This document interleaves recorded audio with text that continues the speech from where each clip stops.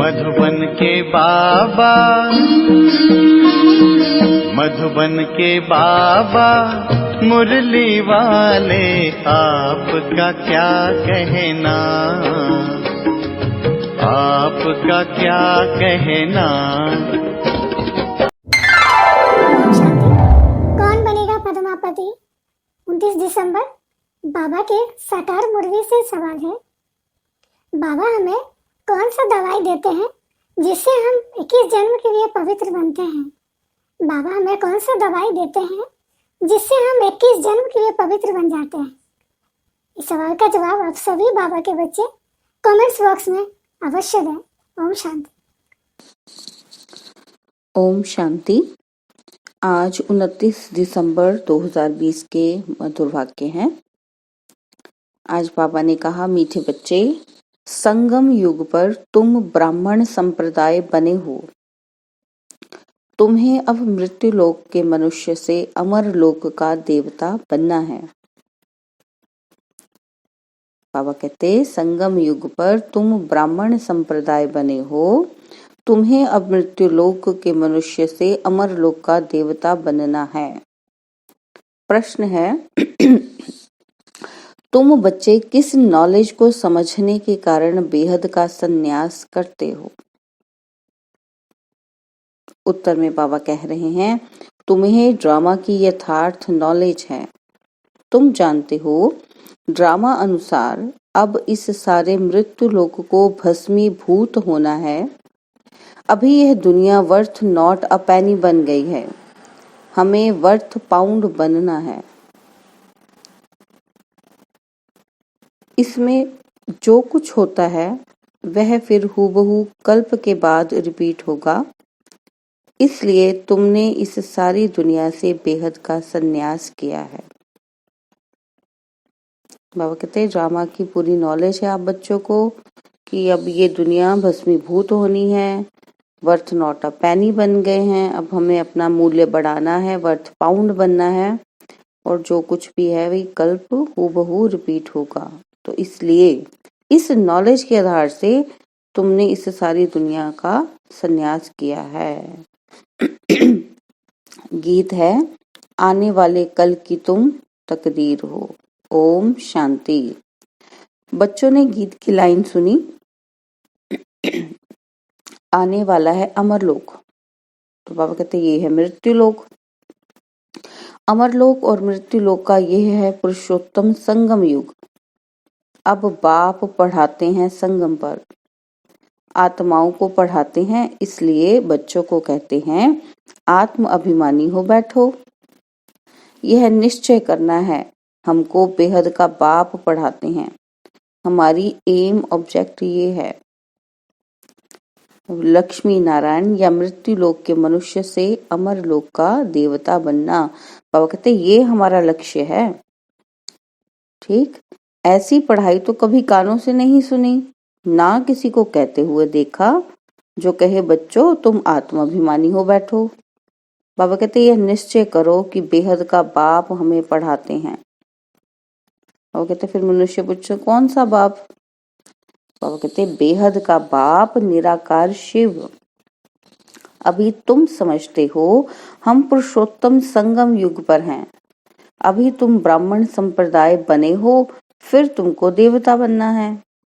पहले शूद्र संप्रदाय के थे, बाप आकर पत्थर बुद्धि से पारस बुद्धि बनाते हैं। पहले सतो प्रधान पारस बुद्धि थे, अब फिर बनते हैं। ऐसे नहीं कहना चाहिए कि सतयुग के मालिक थे। सतयुग के विश्व के मालिक थे। बाबा कहते सतयुग में हम विश्व के मालिक थे, फिर 84 जन्म ले सीढ़ी उतरते उतरते सतो प्रधान से सतो रजो तमो में आए हैं। पहले सतो प्रधान थे तो पारस बुद्धि थे, फिर आत्मा में खाद पड़ती है। मनुष्य समझते नहीं। बाप कहते हैं तुम कुछ नहीं जानते थे, ब्लाइंड फेथ था। सिवाय जानने के किसकी पूजा करना व याद करना उसको ब्लाइंड फेथ कहा जाता है। और कहते बिना जाने पहचाने किसी को मानना पूजा करना ये ब्लाइंड फेथ होता है। बाबा कहते और अपने श्रेष्ठ धर्म श्रेष्ठ कर्म को भी भूल जाने से वह कर्म भ्रष्ट धर्म भ्रष्ट बन पड़ते हैं। भारतवासी इस समय दैवी धर्म से भी भ्रष्ट हैं। बाप समझाते हैं, वास्तव में तुम हो प्रवृत्ति मार्ग वाले। वही देवताएं जब अपवित्र बनते हैं तब देवी देवता कह नहीं सकते, इसलिए नाम बदल हिंदू धर्म रख दिया है। यह भी होता है ड्रामा प्लान अनुसार। सभी एक बाप को ही पुकारते हैं। क्या पुकारते हैं? हे पतित पावन आओ। वह एक ही गॉडफादर है जो जन्म मरण सहित है, रहित है। बाबा कहते सिर्फ वही एक गॉडफादर है जो जन्म मरण रहित है, जन्म मरण के चक्कर में नहीं आते हैं। बाबा कहते ऐसे नहीं कि नाम रूप से न्यारी कोई चीज है। आत्मा का व परमात्मा का रूप बहुत सूक्ष्म है, जिसको स्टार व बिंदु कहते हैं। शिव की पूजा करते हैं, शरीर तो है नहीं। अब आत्मा बिंदी की पूजा हो न सके, इसलिए उनको बड़ा बनाते हैं पूजा के लिए। समझते हैं शिव की पूजा करते हैं, परंतु उनका रूप क्या है वह नहीं जानते। यह सब बातें बाप इस समय ही आकर समझाते हैं। बाप कहते हैं तुम अपने जन्मों को नहीं जानते हो। 84 लाख योनियों का तो एक गपोड़ा लगा दिया है। और कहते सब गप्पे बना दिए आप बच्चों ने। अब बाप तुम बच्चों को बैठ समझाते हैं। अभी तुम ब्राह्मण बने हो, फिर देवता बनना है। कलयुगी मनुष्य है शूद्र। तुम ब्राह्मणों की एम ऑब्जेक्ट है मनुष्य से देवता बनने की। यह मृत्यु लोक पतित दुनिया है। नई दुनिया वह थी जहां यह देवी देवताएं राज्य करते थे। एक ही इनका राज्य था। यह सारे विश्व के मालिक थे। अभी तो तमो प्रधान दुनिया है, अनेक धर्म है। यह देवी देवता धर्म प्राय लोप हो गया है। देवी देवताओं का राज्य कब था, कितना समय चला, यह वर्ल्ड की हिस्ट्री ज्योग्राफी कोई नहीं जानते। बाप ही आकर तुमको समझाते हैं। यह है गॉड फादरली वर्ल्ड यूनिवर्सिटी, जिसकी एम ऑब्जेक्ट है अमरलोक का देवता बनाना। बाबा कहते हैं इस यूनिवर्सिटी का एक ही ऑब्जेक्ट है कि अमरलोक में देवताई पद दिलाना हमको। इनको अमर कथा भी कहा जाता है।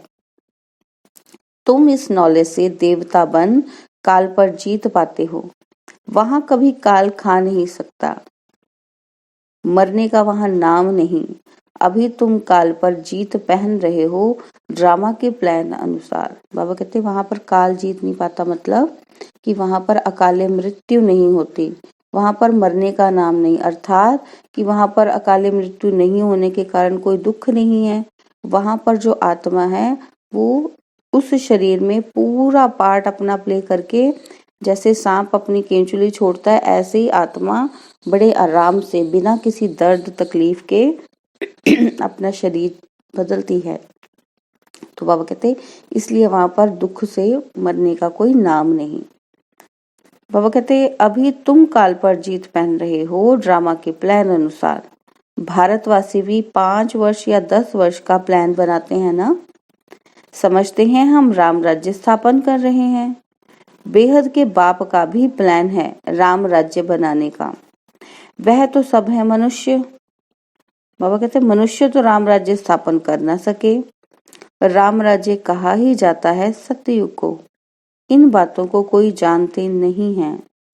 मनुष्य कितनी भक्ति करते हैं, जिस्मानी यात्राएं करते हैं। दिन अर्थात सत्ययुग त्रेता में इन देवताओं का राज्य था। फिर रात में भक्ति मार्ग शुरू होता है। सत्ययुग में भक्ति नहीं होती। ज्ञान भक्ति वैराग्य यह बाप समझाते हैं। वैराग्य 2 प्रकार का है। एक है हठ योगी निवृत्ति मार्ग वालों का। बाबा कहते वो क्या करते हैं, वो घर बार छोड़ जंगल में जाते हैं। अब तुमको तो बेहद का संन्यास करना है, सारे मृत्यु लोक का। बाबा कहते जो वैरागी हैं वो 2 तरह के। जो हठ योगी हैं वो जिद से घर को छोड़ते हैं, सिर्फ घर को, और जंगल में चले जाते हैं। तो फिर भगवान को याद करते हैं। तो बाबा कहते तुम्हारा है बेहद का, तुमने तो सारा मृत्यु लोक छोड़ना है। लेकिन डिफरेंस क्या है, उन्होंने घर छोड़ा और आपने पूरा संपूर्ण मृत्यु लोक छोड़ा, लेकिन मन और बुद्धि से छोड़ा। बाप कहते हैं ये सारी दुनिया भस्मीभूत होने वाली है। ड्रामा को बहुत अच्छी रीति समझना है। जू मिसल टिक टिक होती रहती है। जो कुछ होता है फिर कल्प 5000 वर्ष बाद हूबहू रिपीट होगा। इसको बहुत अच्छी रीति समझकर बेहद का संन्यास करना है। समझो कोई विलायत जाते हैं, कहेंगे वहां हम ये नॉलेज पढ़ सकते हैं। बाबा कहते कोई बच्चे जाते हैं फॉरेन तो वो पूछते हैं क्या हम वहां ये चीजें पढ़ सकते हैं, पढ़ाई पढ़ सकते हैं। बाप कहते हैं हाँ, कहाँ भी बैठ तुम पढ़ सकते हो। इसमें पहले 7 रोज का कोर्स करना पड़ता है। बहुत सहज है। आत्मा को सिर्फ यह समझना होता है। बाबा कहते हैं ये समझने की बात है। उसके बाद फिर पढ़ाई कंटिन्यू कर सकते हैं, कहीं भी जाएं। हम सतो प्रधान विश्व के मालिक थे, तब सतो प्रधान थे, अब तमो प्रधान बन गए हैं। 84 जन्मों में बिल्कुल ही वर्थ नॉट अ पेनी बन पड़े हैं। अब फिर हम पाउंड कैसे बने।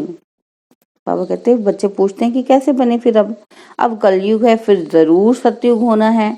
बाप कितना सिंपल समझाते हैं। 7 दिन का कोर्स समझना है हम कैसे सतो प्रधान से तमो प्रधान बने हैं। काम चिता पर बैठ तमो प्रधान बने हैं। अब फिर ज्ञान चिता पर बैठ सतो प्रधान बनना है। वर्ल्ड की हिस्ट्री ज्योग्राफी रिपीट होती है। चक्र फिरता रहता है ना। अभी है संगम युग, फिर सतयुग होगा। अभी हम कलयुगी विशेष बने हैं, सो फिर सतयुगी वाइसलेस कैसे बने। उसके लिए बाप रास्ता बताते हैं, पुकारते भी हैं। हमारे में कोई गुण नहीं है, अब हमको ऐसा गुणवान बनाओ। जो कल्प पहले बने थे उन्हों को ही फिर बनना है। बाप समझाते हैं पहले पहले तो अपने को आत्मा समझो। आत्मा ही एक शरीर छोड़ दूसरा लेती है। अभी तुमको देही अभिमानी बनना है। अभी ही तुम्हें देही अभिमानी बनने की शिक्षा मिलती है। ऐसे नहीं तुम सदैव देही अभिमानी रहेंगे, नहीं। सतयुग में तो नाम शरीर के होते हैं। लक्ष्मी नारायण के नाम पर ही सारी कारोबार चलती है। बाबा कहते अभी ये है संगम युग। जबकि बाप समझाते हैं तुम नंगे अर्थात अशरीरी आए थे, फिर अशरीरी बन वापस जाना है। आत्मा अपने ओरिजिनल यथार्थ बिंदु स्वरूप में आई थी, शरीर को धारण किया था। बाबा कहते वापस भी अपने ओरिजिनल स्वरूप अर्थात बिंदी स्वरूप में वापस जाएगी। अपने को आत्मा समझ बाप को याद करो। यह है रूहानी यात्रा। आत्मा अपने रूहानी बाप को याद करती है। बाप को याद करने से ही पाप भस्म हो जाएंगे। इनको योग अग्नि कहा जाता है। याद तो तुम कहाँ भी कर सकते हो, 7 रोज में समझाना होता है। यह सृष्टि चक्र कैसे फिरता है, कैसे हम सीढ़ी उतरते हैं। बाबा कहते 7 रोज में आप ये सब चीजें समझते हो। अब फिर इस एक ही जन्म में चढ़ती कला होती है। बाबा कहते सीढ़ी उतरते उतरते समय लगा और चढ़ना हमें इसी संगम युग में, इसी शॉर्ट टर्म में चढ़ना है। इसी कम समय में जो संगम का टाइम बाबा ने बताया, बाबा कहते इसी जन्म में अब चढ़ना है, इसी टाइम पे अब चढ़ना है। यह सृष्टि चक्र कैसे फिरता है, कैसे हम सीढ़ी उतरते हैं। अब फिर एक ही जन्म में चढ़ती कला होती है। विलायत में बच्चे रहते हैं, वहां भी मुरली जाती है। बाबा कहते ये स्कूल है ना, वास्तव में यह है गॉड फादरली यूनिवर्सिटी। गीता का ही राजयोग है। परंतु श्री कृष्ण को भगवान नहीं कहा जाता।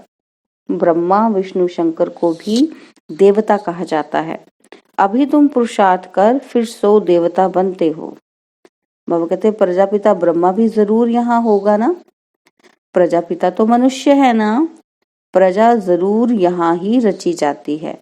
हमसो का अर्थ बाप ने बहुत सहज रीति समझाया है। भक्ति मार्ग में तो कह देते हम आत्मा सो परमात्मा, इसलिए परमात्मा को सर्वव्यापी कह देते। बाप कहते हैं सब में व्यापक है आत्मा, मैं कैसे व्यापक होऊंगा। बाबा कहते मैं सब में कैसे हो सकता हूँ, तुम मुझे बुलाते ही हो। हे पतित पावन आओ, हमको पावन बनाओ। निराकार आत्माएं सब आकर अपना अपना रथ लेती हैं। हर एक अकाल मूर्त आत्मा का तख्त है यह। तख्त कहो अथवा रथ कहो, बाप को तो रथ है नहीं। बाबा शरीर की बात कर रहे हैं। बाबा कहते बाप सब आत्माओं का तख्त है, लेकिन बाबा कहते हैं मेरा तो कोई तख्त नहीं है।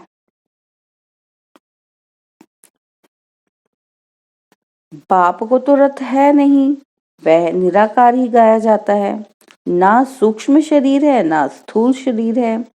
निराकार खुद रथ में जब बैठे तब बोल सके, रथ बिगर पतितों को पावन कैसे बनाएंगे। बाबा पूछ रहे, बाबा कहते मैं कैसे बनाऊंगा बिना रथ के। बाप कहते हैं मैं निराकार आकर इनका लोन लेता हूँ। किनका लोन लेता हूँ? ब्रह्मा तन का आधार लेते हैं ना बाबा। तो बाबा कहते हैं टेम्परेरी लोन लिया है, इनको भाग्यशाली रथ कहा जाता है। बाप ही सृष्टि के आदि मध्य अंत का राज बताए तुम बच्चों को त्रिकालदर्शी बनाते हैं। और कोई मनुष्य यह नॉलेज जान नहीं सकते। इस समय सब नास्तिक है, बाप आकर आस्तिक बनाते हैं। रचयिता रचना का राज बाप ने तुमको बताया है, अब तुम्हारे सिवाय और कोई समझा न सके।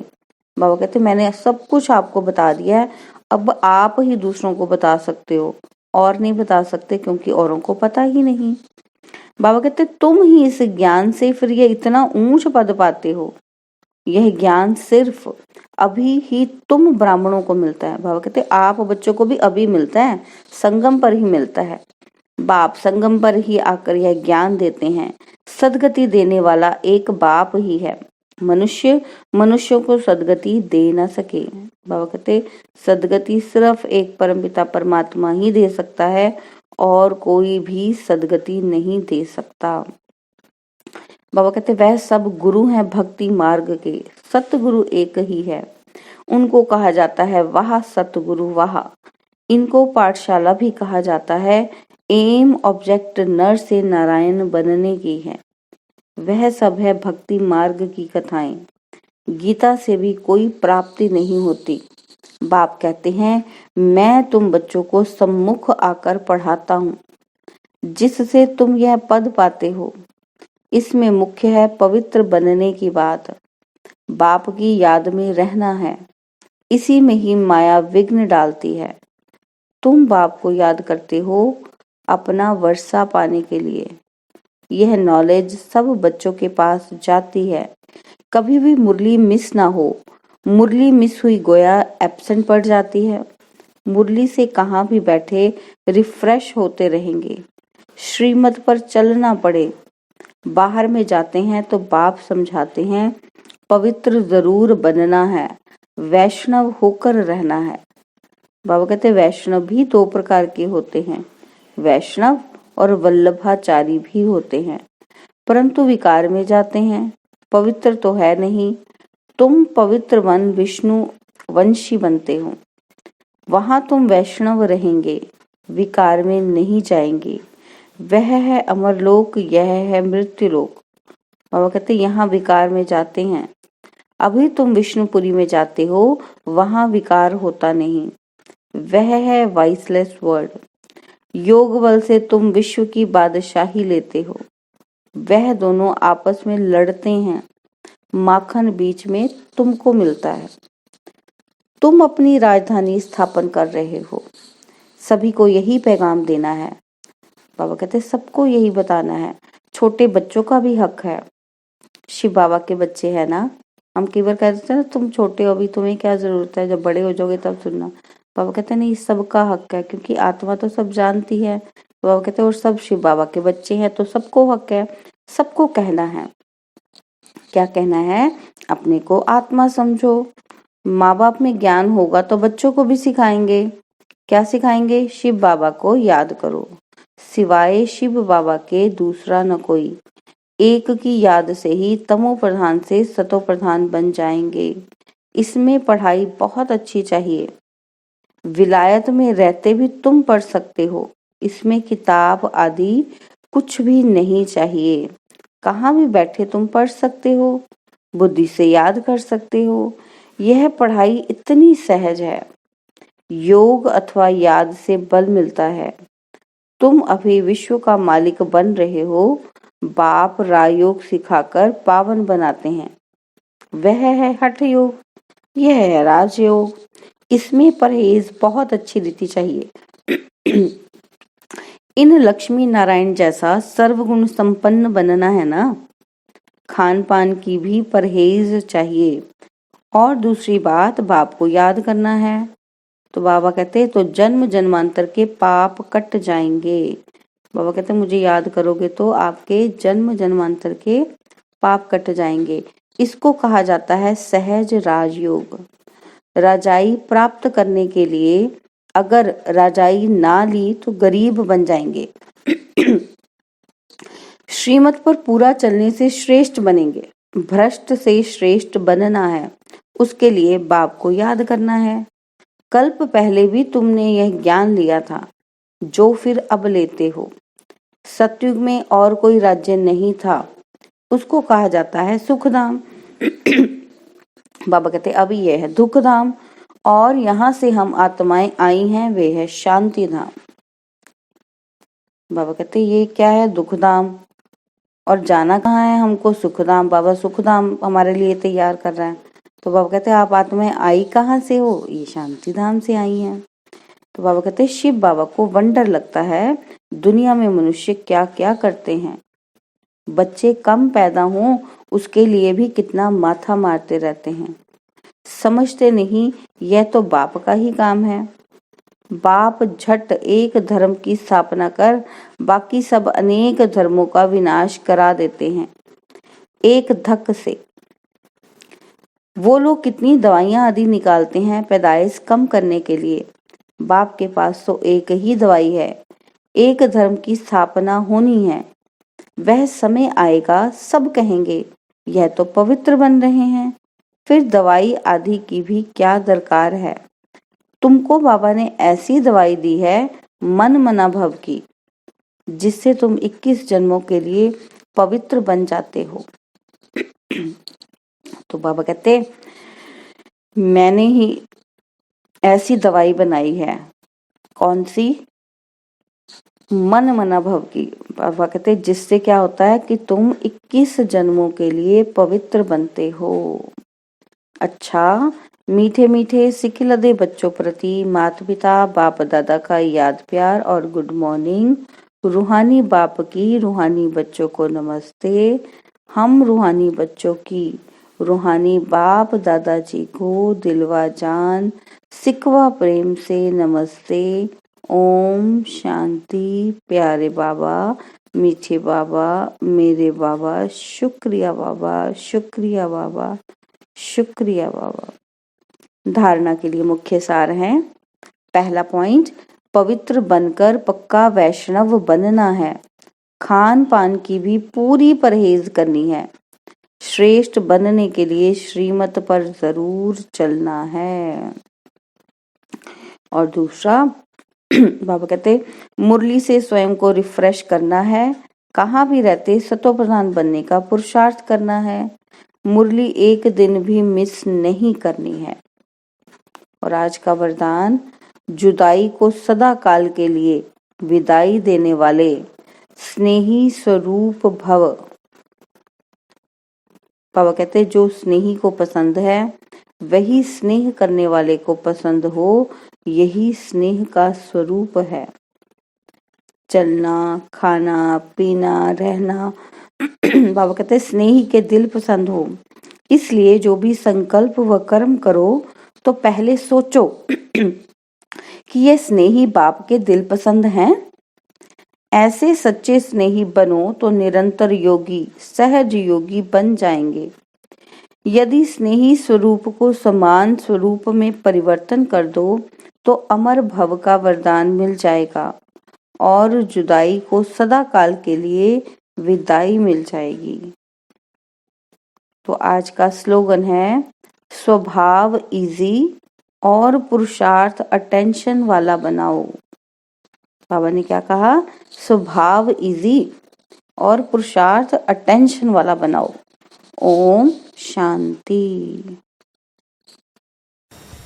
ओम शांति। मुरली सुनने वाले सभी भाई बहनों के लिए एक प्यारा सा संदेश।